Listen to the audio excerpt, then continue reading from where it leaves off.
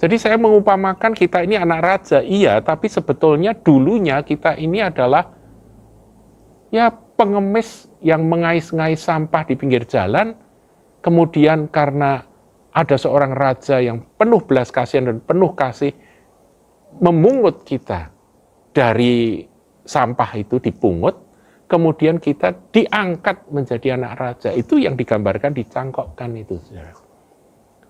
Jangan sombong.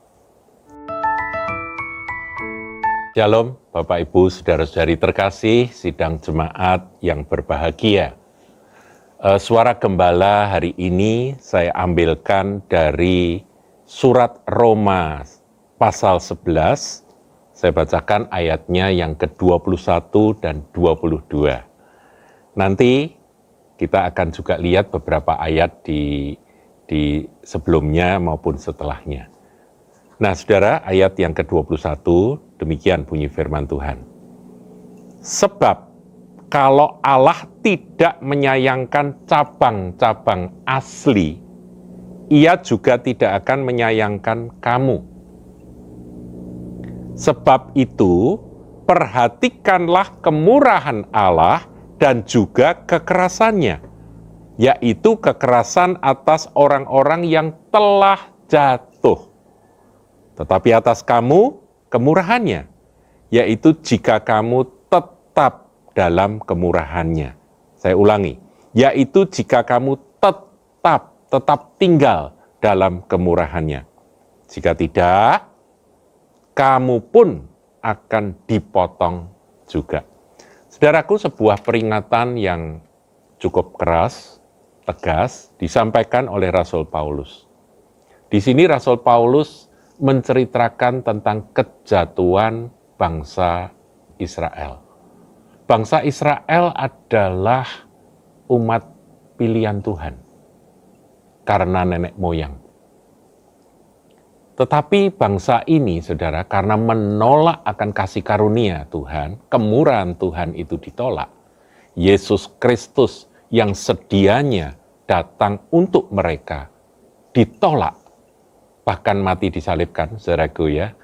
Nah, kita ingat kalau berbicara tentang penolakan Israel terhadap Tuhan Yesus, kita ingat di dalam Yohanes 1 ayat yang ke-11 dikatakan bahwa Ia datang kepada milik kepunyaannya sendiri. Jadi sejatinya Yesus itu datang pertama-tama untuk milik kepunyaannya, yaitu bangsa Yahudi, orang-orang Israel. Tetapi milik kepunyaannya tidak menerima dia atau menolak dia. Sehingga kemudian ayat itu berlanjut dikatakan, tetapi seberapa banyak orang, barang siapa yang menerima dia, diberinya kuasa untuk menjadi anak-anak Allah.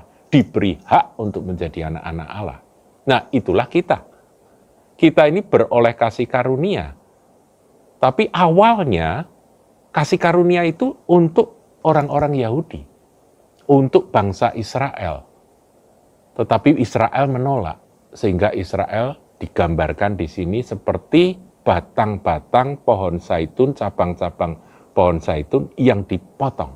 Nah, untuk itu saya akan jelaskan di ayat sebelumnya, saudaraku. Di ayat ayat yang ke-17 dikatakan, karena itu apabila beberapa cabang telah dipatahkan dan kamu sebagai tunas liar telah dicangkokkan di antaranya dan turut mendapat bagian dalam akar pohon zaitun yang penuh getah, janganlah kamu bermegah terhadap cabang-cabang itu.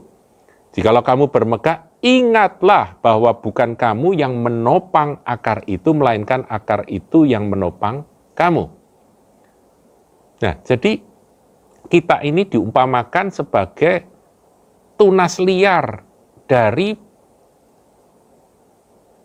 pohon zaitun liar, yang mana kita ini dipotong, kemudian kita dicangkokkan kepada pohon zaitun yang sejati, yaitu bangsa Israel, saudara.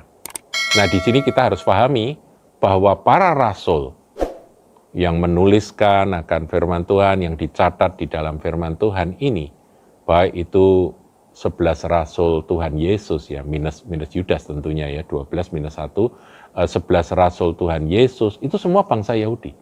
Semua orang-orang Yahudi. Kemudian Rasul Paulus, ya, ya kalau Yudas diganti Matias ya. Kemudian Rasul Paulus yang mengisi akan begitu banyak kitab Perjanjian Baru ini, dia orang Yahudi asli, saudaraku. Nah inilah akar kita. Tetapi orang Yahudi kebanyakan, jumlah yang terbanyak, justru menolak Yesus. Sehingga Rasul Paulus menjelaskan ini. Maka bangsa-bangsa lain yang menerimanya diberi hak untuk menjadi anak-anak Allah. Jadi kita ini anak-anak Allah, saudara. Karena ya kisahnya karena penolakan mereka. Sehingga kita akhirnya diterima menjadi anak-anak Allah. Nah, digambarkan kita ini sebagai potongan cabang liar dari pohon zaitun yang liar, itu dicangkokkan ke dalam akar ini. Itulah kita. Makanya diingatkan. Ayat 19 berbunyi, mungkin kamu akan berkata, ada cabang-cabang yang dipatahkan supaya aku dicangkokkan di antaranya sebagai tunas. Jadi aku ini dicangkokkan sebagai tunas karena mereka-mereka telah dipotong karena ketidakpercayaan. Ayat 20 Rasul Paulus mengingatkan, baiklah mereka dipatahkan karena ketidakpercayaan mereka. Yes, itulah kebenarannya. Dan kamu tegak tercacak karena iman. Tapi ada kalimat berikut, ayat 20. Janganlah kamu sombong, tetapi takutlah. Saudaraku, ayat 21 tadi sudah kita baca, kalau Allah tidak menyayangkan cabang-cabang asli, Ia juga tidak akan menyayangkan kamu. Jadi ada peringatan, saudara, bahwa kita yang sudah terima kasih karunia, kita harus dengan takut dan gentar tetap tinggal dalam kemurahan itu. Nah itu dijelaskan, saudara. Sebab itu perhatikanlah, ayat 22 ya, perhatikanlah kemurahan Allah satu sisi dan juga kekerasannya. Jadi Allah itu berkemurahan luar biasa satu sisi, tetapi Allah itu juga keras, tegas, sudah dibuktikan. Cabang asli aja dipotongnya.